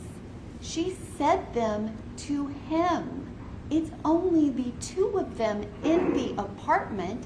He says it's only the two of them. He says Jade was talking to me. Her arguments to you are asking you to not only ignore everything that Jade Benning said, but it's to ignore that if for some reason it was true and Jade Benning ingested the cocaine herself to kill herself and her baby, and then called her best friend and said these things to Blaise Taylor, and Blaise Taylor never tells anyone what she said. He doesn't, when he sees Nigella, say, oh my God, what happened? She said these things. I didn't do anything. We have to figure out what's going on. That is absolutely not true. He didn't tell anyone what Jade said. And when Detective Smith asked him if Nigella would have any reason to make up these accusations, he didn't even say she was making it up. He said, I think she's just in shock, and I was the last one with Jade. There is no explanation because Jade Benning said these things. It is the proof and evidence in this case. Jade Benning named her murderer and the murderer of her baby, and she told you why. The state does not have to prove the why, but Jade Benning told you why. And I submit to you that the evidence in this case is proof beyond a reasonable doubt that Blaise Taylor is guilty of all 4 counts of the indictment. Thank you.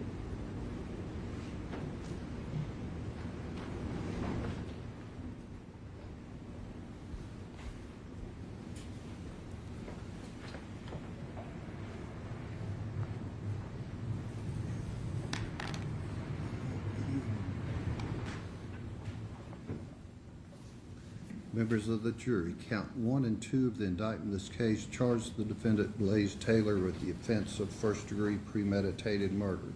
This offense embraces the lesser included offenses of second-degree murder, voluntary manslaughter, reckless homicide, and criminally negligent homicide. Counts 3 and 4 of the indictment in this case charge the defendant Blaise Taylor with the offense of first-degree murder during the commission of a felony.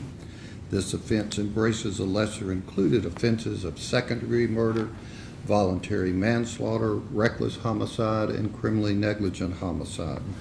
The indictment of this case is a formal written accusation charging the defendant with these crimes. It is not evidence against the defendant and does not create any inference of guilt. To this indictment, the defendant has entered a plea of not guilty.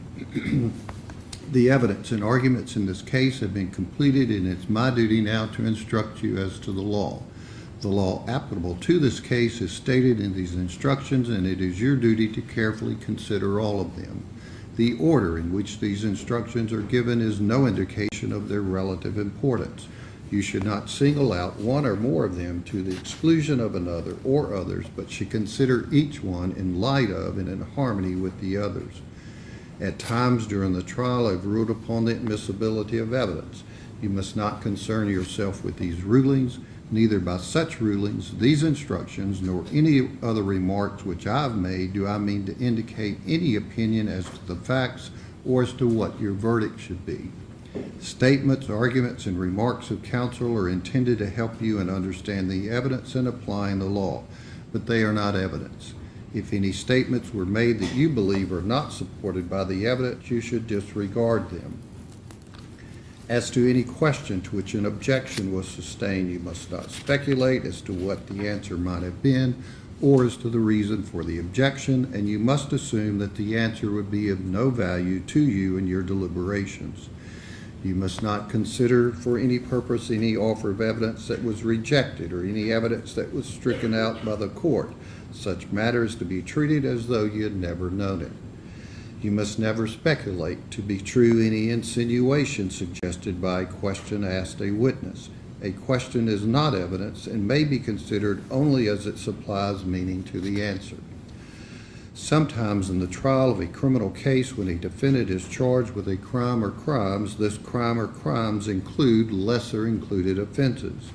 The law permits the jury to find the accused guilty of the lesser included offense, which is included in the crime charged in the indictment, whenever a course of conduct is consistent with the facts found by the jury from the evidence in the case and when the law is given in the instructions of the court.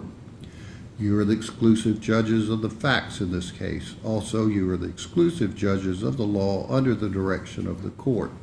You should apply the law to the facts in deciding this case. You should consider all the evidence in light of your own observations and experience in life. The law presumes that the defendant is innocent of the charges against him. This presumption remains with the defendant throughout every stage of the trial, and it is not overcome unless from all the evidence in the case you are convinced beyond a reasonable doubt that the defendant is guilty. The court will now instruct you as to the law applicable to all counts of the indictment. First, it will set forth the laws applicable to the crimes charged in the indictment. Finally, it will describe for you the deliberation process. Counts 1 and 2, first-degree premeditated murder. Any person who commits the first-degree premeditated murder is guilty of a crime. For you to find the defendant guilty of this offense, the state must have proven beyond a reasonable doubt the existence of the following essential elements. 1, that the defendant unlawfully killed the alleged victim as to count 1, J. Benning, as to count 2, the unborn female child of J. Benning, and 2, that the defendant acted intentionally. A person acts intentionally when it is the person's conscious objective or desire to cause the death of the alleged victim. And 3, that the killing was premeditated. A premeditated act is one done after the exercise of reflection and judgment. Premeditation means that the intent to kill must have been formed prior to the act itself. It is not necessary that the purpose to kill pre-exist in the mind of the accused for any definite period of time. The mental state of the accused at the time he allegedly decided to kill must be carefully considered in order to determine whether the accused was sufficiently free from excitement and passion as to be capable of premeditation. If the design to kill was formed with premeditation, it is immaterial that the accused may have been in a state of passion or excitement when the design was carried into effect. Furthermore, premeditation can be found if the decision to kill is first formed during the heat of passion, but the accused commits the act after the passion has subsided. Any alleged victim includes a human embryo or fetus at any stage of gestation in utero. Second-degree murder. Any person who commits second-degree murder is guilty of a crime. For you to find the defendant guilty of this offense, the state must have proven beyond a reasonable doubt the existence of the following essential elements. 1, that the defendant unlawfully killed the alleged victim as to count 1, J. Benning, as to count 2, the unborn female child of J. Benning, and that the defendant acted knowingly. Knowingly means that a person acts knowingly with respect to the conduct or to circumstances surrounding the conduct when the person is aware of the nature of the conduct or that the circumstances exist. A person acts knowingly with respect to a result of the person's conduct when the person is aware that the conduct is reasonably certain to cause the result. The requirement of knowingly is also established if it is shown the defendant acted intentionally. Intentionally means that a person acts intentionally with respect to the nature of the conduct or to a result of the conduct when it is the person's conscious objective or desire to engage in the conduct or cause the result. The distinction between voluntary manslaughter and second-degree murder is that voluntary manslaughter requires that the killing result from a state of passion produced by adequate provocation sufficient to lead a reasonable person to act in an irrational manner. Voluntary manslaughter. Any person who commits voluntary manslaughter is guilty of a crime. For you to find the defendant guilty of this offense, the state must have proven beyond a reasonable doubt the existence of the following essential elements. 1, that the defendant unlawfully killed the alleged victim as to count 1, Jade Benning, as to count 2, the unborn female child of Jade Benning, and 2, that the defendant acted intentionally or knowingly, and 3, that the killing resulted from a state of passion produced by adequate provocation sufficient to lead a reasonable person to act in an irrational manner. The distinction between voluntary manslaughter and second-degree murder is that voluntary manslaughter requires that the killing result from a state of passion produced by adequate provocation sufficient to lead a reasonable person to act in an irrational manner. The definitions of intentionally and knowingly which apply to this offense have been previously explained to you in these instructions on page 6, and you should refer to those definitions as they apply to this instruction. Reckless homicide. Any person who commits the offense of reckless homicide is guilty of a crime. For you to find the defendant guilty of this offense, the state must have proven beyond a reasonable doubt the existence of the following essential elements. 1, that the defendant killed the alleged victim as to count 1, Jade Benning, as to count 2, the unborn female child of Jade Benning, and 2, that the defendant acted recklessly. Recklessly means that a person acts recklessly when the person is aware of but consciously disregards a substantial and unjustifiable risk that the alleged victim will be killed.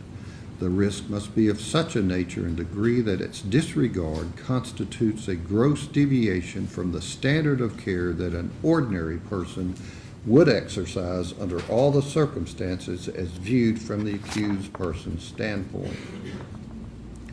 Criminally negligent homicide. Any person who commits criminally negligent homicide is guilty of a crime. For you to find the defendant guilty of this offense, the state must have proven beyond a reasonable doubt the existence of the following essential elements. 1, that the defendant's conduct resulted in the death of the alleged victim as to count 1, Jade Benning, as to count 2, the unborn female child of Jade Benning, and 2, that the defendant acted with criminal negligence. Criminal negligence means that a person acts with criminal negligence when the person ought to be aware of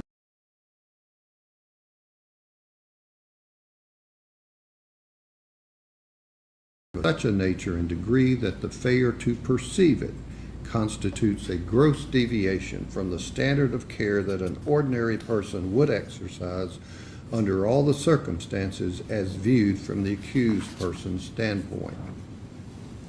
Counts 3 and 4, first-degree murder during the commission of a felony. Any person who commits first-degree murder during the commission of a felony is guilty of a crime. For you to find the defendant guilty of this offense, the state must have proven beyond a reasonable doubt the existence of the following essential elements. 1, that the defendant unlawfully killed the alleged victim as to count 3, Jade Benning, as to count 4, the unborn female child of Jade Benning, and 2, that the killing was committed in the perpetration of or the attempt to perpetrate an alleged first-degree premeditated murder. That is, that the killing was closely connected to the alleged first-degree premeditated murder and was not a separate, distinct, and independent event. And 3, that the defendant intended to commit the alleged first-degree premeditated murder. For the defendant to have been found guilty of first-degree premeditated murder, the state would have had to prove beyond a reasonable doubt the essential elements of first-degree premeditated murder, which have been previously set out on page 5 of these instructions, and you should refer to those instructions as they apply to this offense.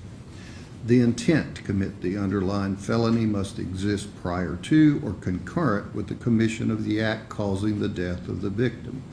Proof that such intent to commit the underlying felony existed before or concurrent with the act of killing is a question of fact to be decided by the jury after consideration of all the facts and circumstances. Consideration of such factors as time, place, and causation is helpful in determining whether a killing was committed in the perpetration of the alleged first-degree murder. The killing may precede, coincide with, or follow the first-degree premeditated murder and still be considered as occurring in the perpetration of the first-degree murder, so long as there is a connection in time, place, and continuity of action. Intentionally means that a person acts intentionally with respect to the nature of the conduct or to the result of the conduct when it is the person's conscious objective or desire to engage in the conduct or cause the result. Any alleged victim includes a human embryo or fetus at any stage of gestation in utero. Second-degree murder. Any person who commits second-degree murder is guilty of a crime. For you to find the defendant guilty of this offense, the state must have proven beyond a reasonable doubt the existence of the following essential elements.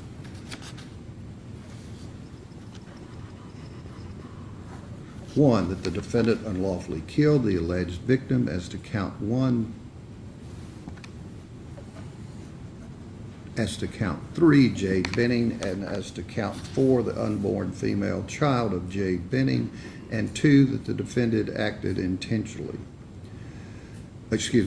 knowingly. Knowingly means that a person acts knowingly with respect to the conduct or circumstances surrounding the conduct when the person is aware of the nature of the conduct or that the circumstances exist. A person acts knowingly with respect to a result of the person's conduct when the person is aware that the conduct is reasonably certain to cause the result.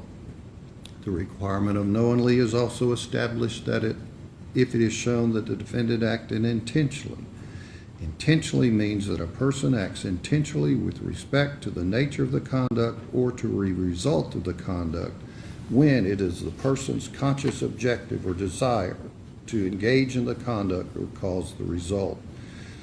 The distinction between voluntary manslaughter and second-degree murder is that voluntary manslaughter requires that the killing result from a state of passion produced by adequate provocation sufficient to lead a reasonable person to act in an irrational manner. Voluntary manslaughter. Any person who commits voluntary manslaughter is guilty of a crime. For you to find the defendant guilty of this offense, the state must have proven beyond a reasonable doubt the existence of the following essential elements. 1, that the defendant unlawfully killed the alleged victim as to count 3, Jade Benning, as to count 4, the unborn female child of Jade Benning, 2, that the defendant acted intentionally or knowingly, and 3, that the killing resulted from a state of passion produced by adequate provocation sufficient to lead a reasonable person to act in an irrational manner. The distinction between voluntary manslaughter and second-degree murder is that voluntary manslaughter requires that the killing result from a state of passion produced by adequate provocation sufficient to lead a reasonable person to act in an irrational manner.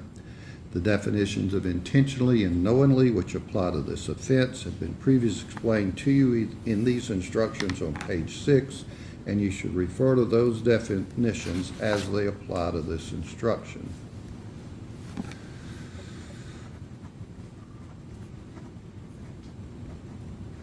Reckless homicide. Any person who commits the offense of reckless homicide is guilty of a crime. For you to find the defendant guilty of this offense, the state must have proven beyond a reasonable doubt the existence of the following essential elements. 1, that the defendant killed the alleged victim as to count 3, Jade Benning, as to count 4, the unborn child, female child of Jade Benning, and 2, that the defendant acted recklessly. The definition of recklessly has been previously defined to you in these instructions, and you should refer to that definition as it applies to this instruction. Criminally negligent homicide. Any person who commits criminally negligent homicide is guilty of a crime.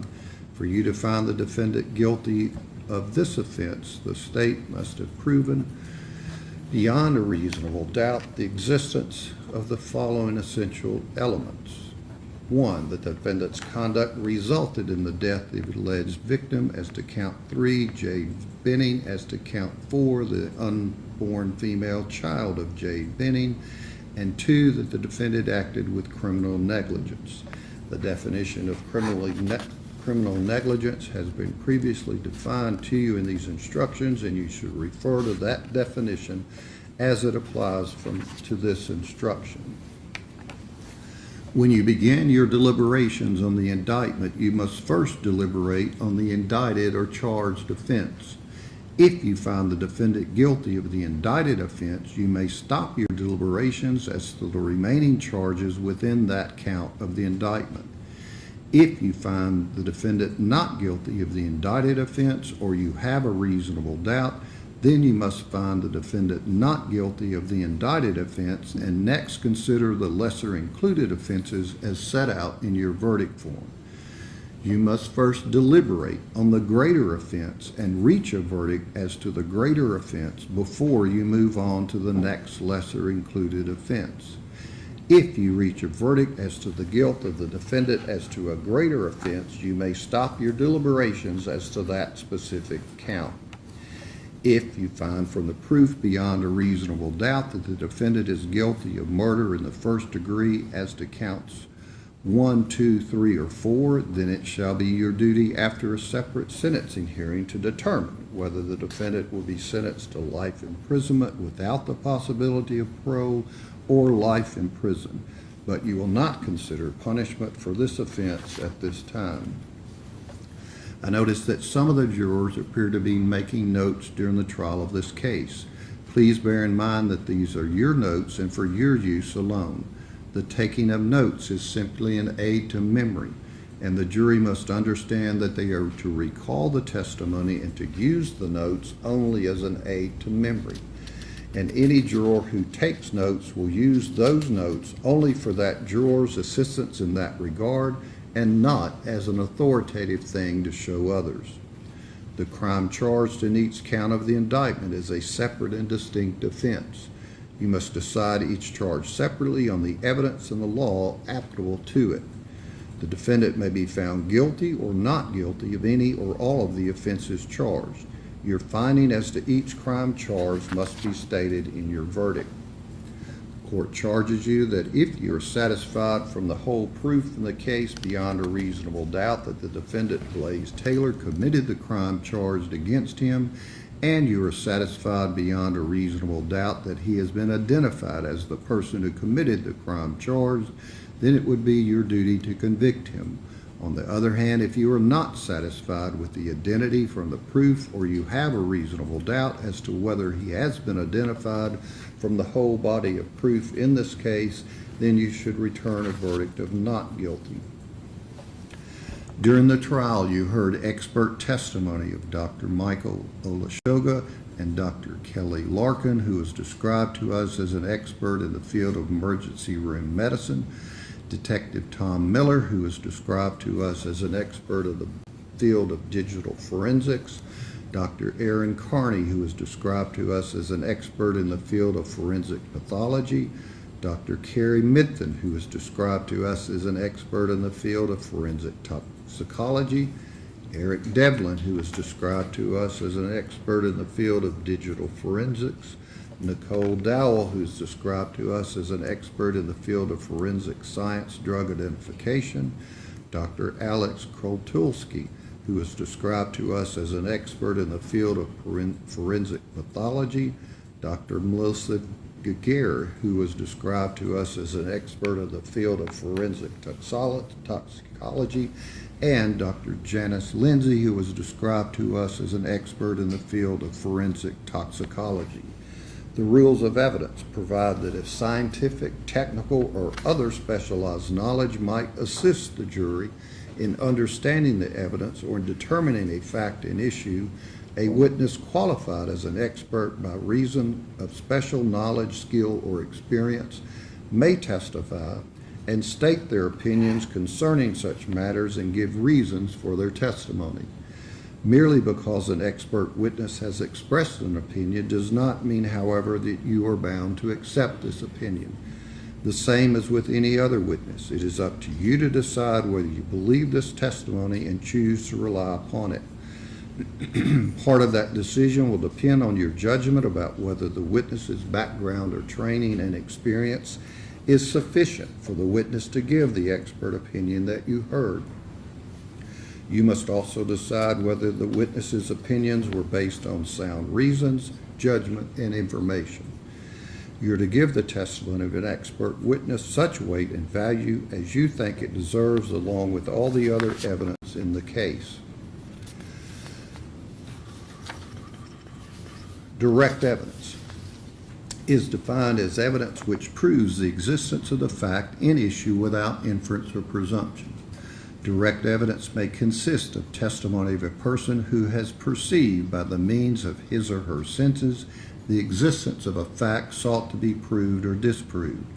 Circumstantial evidence consists of proof of collateral facts and circumstances which do not directly prove the fact in issue, but from which that fact may be logically inferred.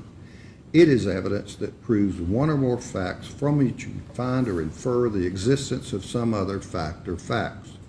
Circumstantial evidence is all the testimony and exhibits which give you clues about what happened in an indirect way. It consists of all the evidence which is not direct evidence. An inference is a reasoned, logical decision to find that a disputed fact exists on the basis of another fact. You should consider all the evidence that is presented in this trial direct and circumstantial.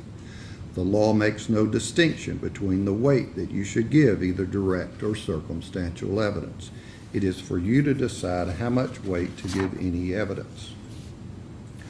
You are the exclusive judges of the credibility of the witnesses and the weight to be given their testimony. If there are conflicts in the testimony of the different witnesses, you must reconcile them if you can without hastily or rashly concluding that any witness has sworn falsely. For the law presumes that all witnesses are truthful. In forming your opinion as to the credibility of a witness, you may look to the proof, if any, of the witness's reputation for truth and veracity, the intelligence and respectability of the witness, his or her interest or lack of interest in the outcome of the trial, his or her feelings, his or her apparent fairness or bias, his or her means of knowledge, the reasonableness of his or her statements, his or her appearance and demeanor while testifying, his or her contradictory statements as to material matters, if any, are shown, and all the evidence in the case tending to corroborate or to contradict him or her. A witness may be impeached by proving that he or she has made material statements out of court which are at variance with his or her evidence on the witness stand. However, proof of such prior inconsistent statements may be considered by you only for the purpose of testing the witness's credibility and not as substantive evidence of the truth of the matter asserted in such statements. Further, a witness may be impeached by a careful cross-examination involving the witness in contradictory, unreasonable, and improbable statements. However, immaterial discrepancies or differences in the statements of witnesses do not affect their credibility unless it should plainly appear that some witness has willfully testified falsely. When a witness is thus impeached, the jury has the right to disregard his or her evidence and treat it as untrue, except where it is corroborated by other credible testimony or by the facts and circumstances proved in the trial. If from the evidence presented you find that a witness has been convicted of a prior crime, you can consider such only for the purpose of its effect, if any, on his credibility as a witness. The defendant has not taken the stand to testify as a witness, but you should place no significance on this fact. The defendant is presumed innocent, and the burden is on the state to prove his guilt beyond a reasonable doubt.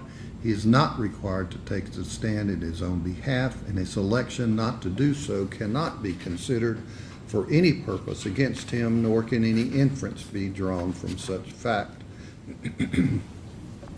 Tape recordings were allowed in evidence, and you were provided with a document purporting to be a transcript of the audio tape.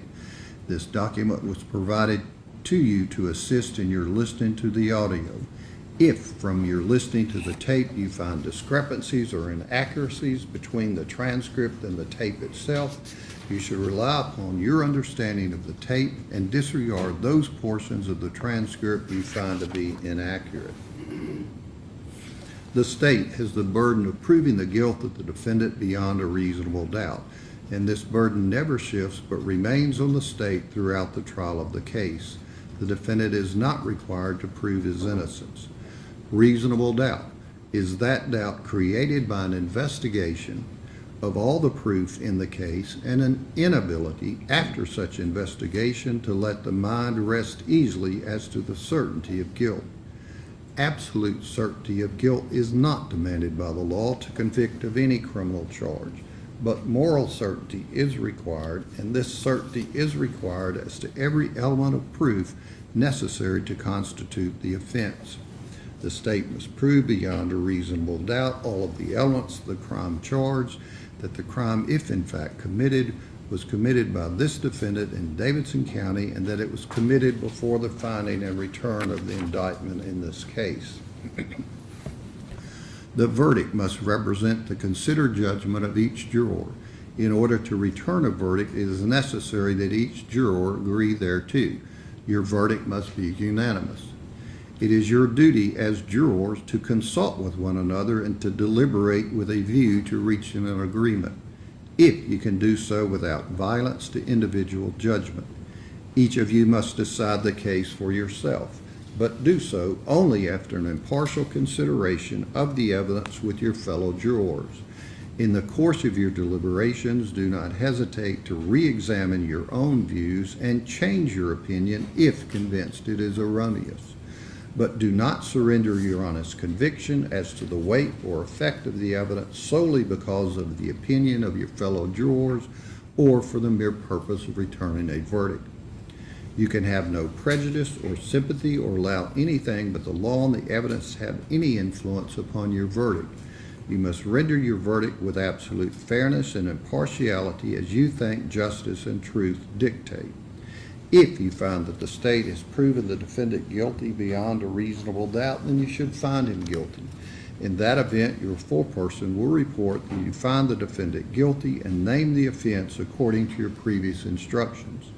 On the other hand, if you find that the state has not proven beyond a reasonable doubt the guilt of the defendant, or if you have a reasonable doubt, then you must find the defendant not guilty. In that event, your foreperson will report that you find the defendant not guilty. You will be provided with a form for all possible verdicts in this case. For each count, the jury will check the appropriate verdict on the form, and your foreperson will sign the verdict form. The verdict form which you'll receive reads as follows.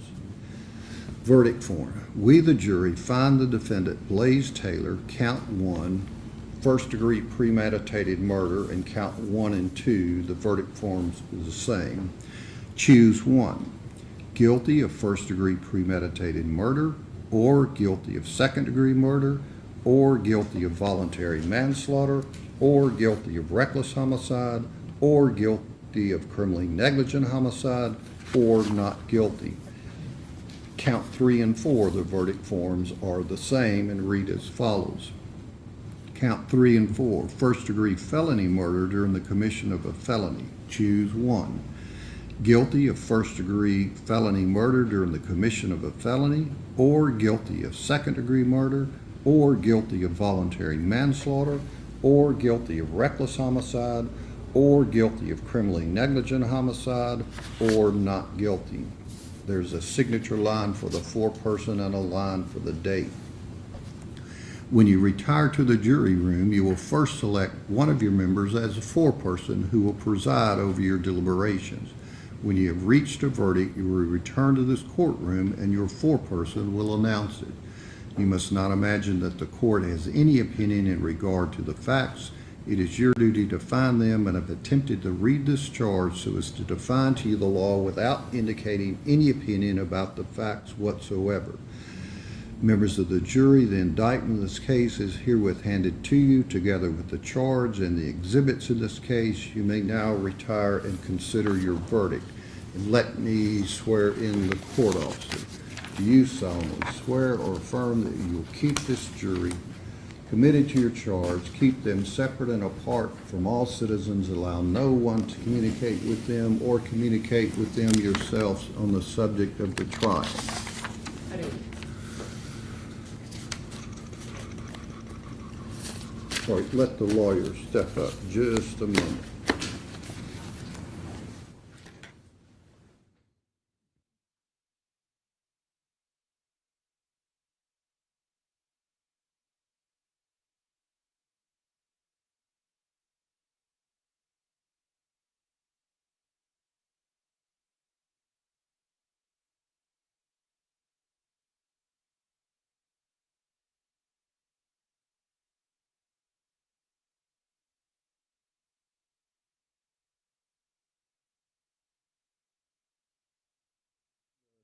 Regular jurors, if our 4 alternates, I'll speak to you in just a moment, can stand right there against the wall there.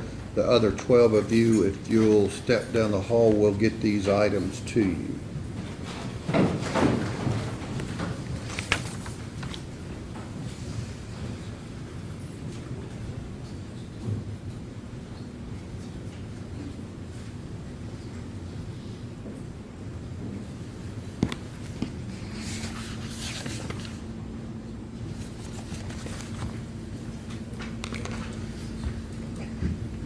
All right, the alternates, obviously the court never knows whether we'll need someone to substitute into the deliberation process or not.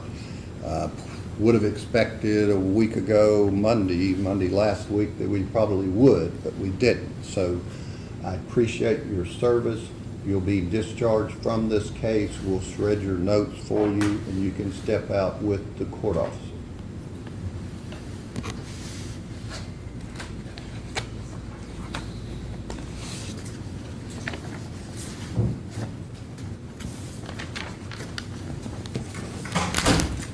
All right, we'll be in recess.